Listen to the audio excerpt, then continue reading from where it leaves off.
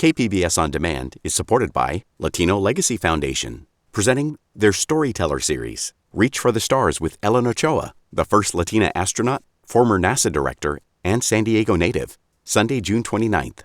More at latinolegacyfoundation.org.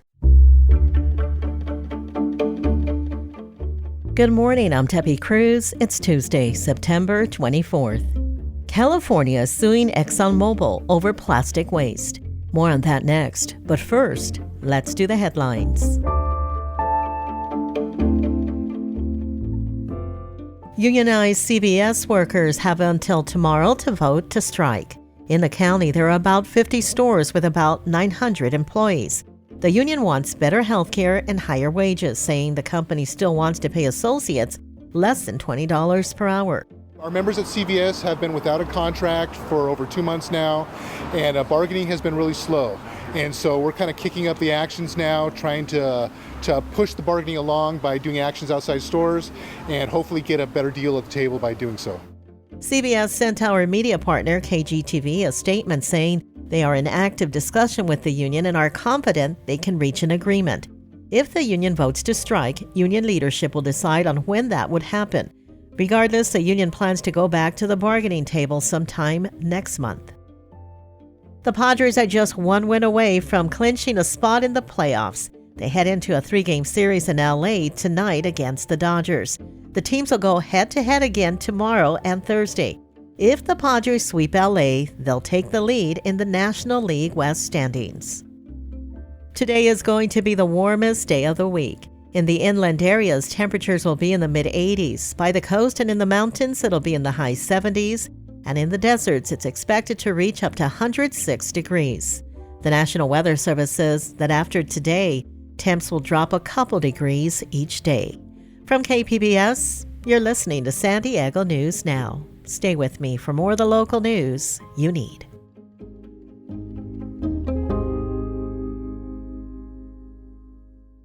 KPBS On Demand is supported by Splatero, helping homeowners pay off debt by offering streamlined access to your home's equity with no additional monthly payments or new debt. Splatero provides a lump sum payment in exchange for a share of your home's future value. Pre-qualification is available at splatero.com.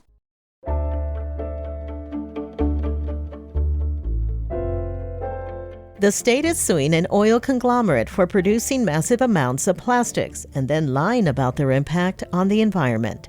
SciTech reporter Thomas Fudge tells us about the lawsuit against Exxon Mobil and a new law aimed at eliminating plastic grocery bags. The lawsuit, filed by State Attorney General Rob Bonta, says Exxon Mobil has boosted the supply of plastic while also claiming for decades that it could be recycled. Bonta says the corporate giant surely knew the recycling of plastic was not a viable practice and that only 5% of plastic waste in the U.S. is recycled. Meaning 95% of plastics in the U.S. are never recycled. They go to the landfill. They go to the incinerator. They are released into the environment. A call to Exxon Mobil for comment on the suit was not returned. The state took another step toward reducing plastic waste by targeting plastic grocery bags. Governor Newsom signed a bill on Sunday that prevents stores from giving shoppers plastic bags at the point of sale.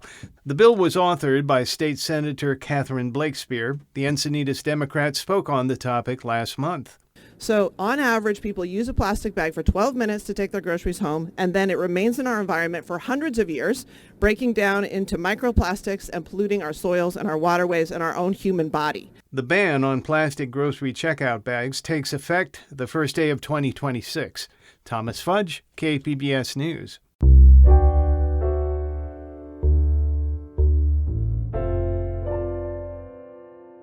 County officials lifted some beach closures in Imperial Beach this weekend. Reporter Katie Anastas went to the IB Pier yesterday and says residents are excited to jump in.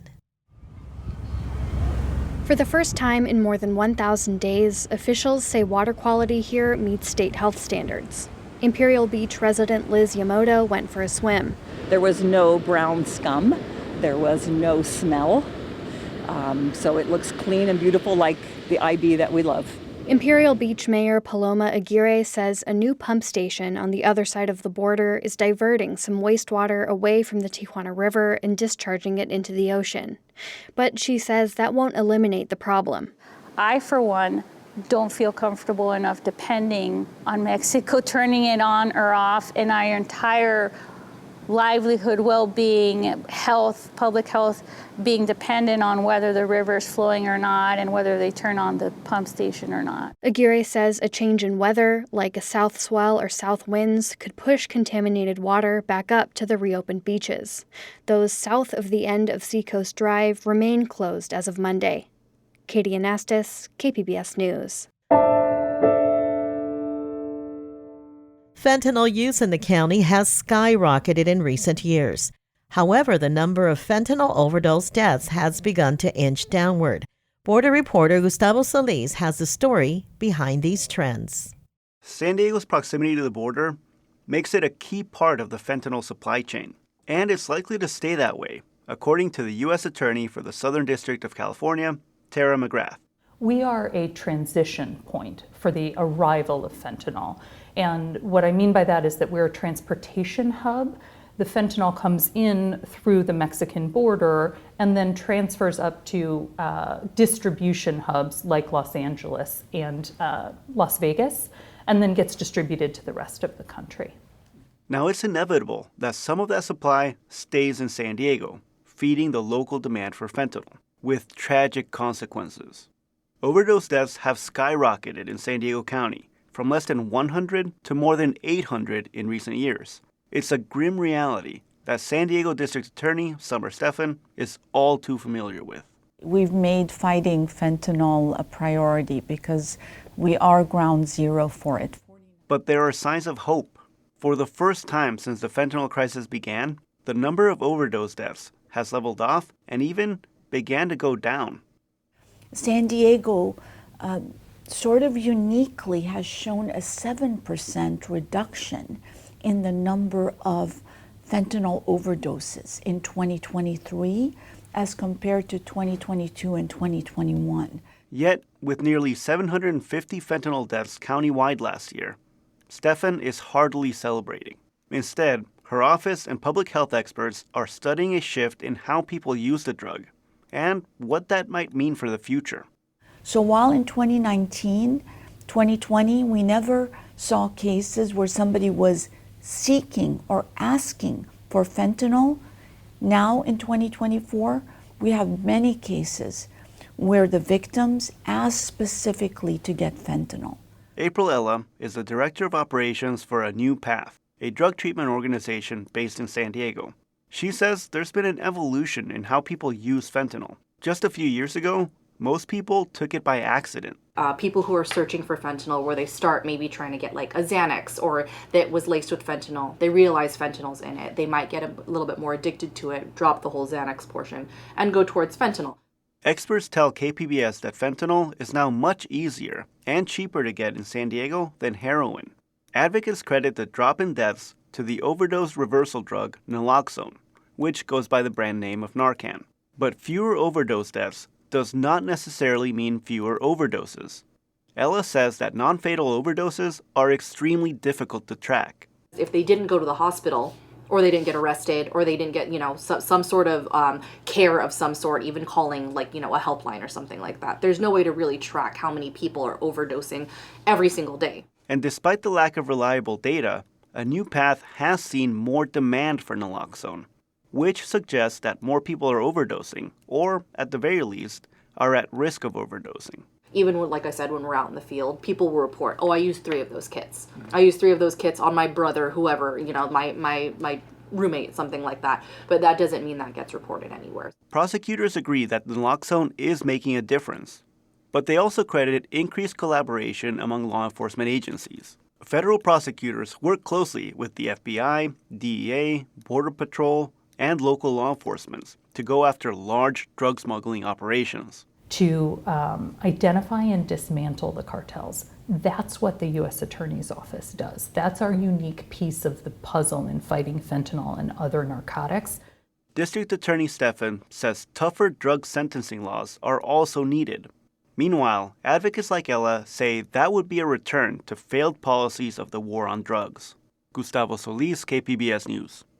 This is another in a series of stories focused on separating facts from myths regarding migrant crime and border security.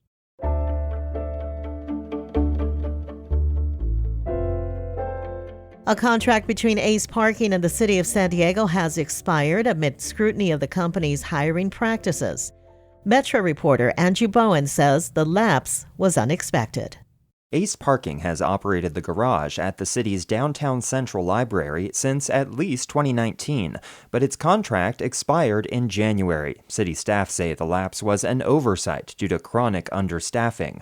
On Monday, staff asked the city council for a 5-year renewal of the contract with Ace, and Councilmember Henry Foster III voted no. He cited an equal opportunity contractor report showing underrepresentation at the company among women, Asians, Latinos, and Native Americans. We see these types of deficiencies coming with just about every single contract that comes before us. If we are going to take this seriously, then our actions need to show that this is serious. The contract needed 6 votes to pass, with Foster's no and 3 council members absent. The motion to extend the contract failed. Ace Parking is headquartered in San Diego, but has operations across the country. Owner Keith Jones told Foster he's proud of his company's record on equal opportunity hiring. So I welcome working with the city. I welcome any sort of EOC audit, and I am committed to those things, sir. So I want to do business with the city for another 70 years. The council will take up the contract extension again on November 12th. Andrew Bowen, KPBS News. That's it for the podcast today. As always, you can find more San Diego news online at kpbs.org. I'm Debbie Cruz. Join us again tomorrow for the day's top stories. Thanks for listening and have a great Tuesday.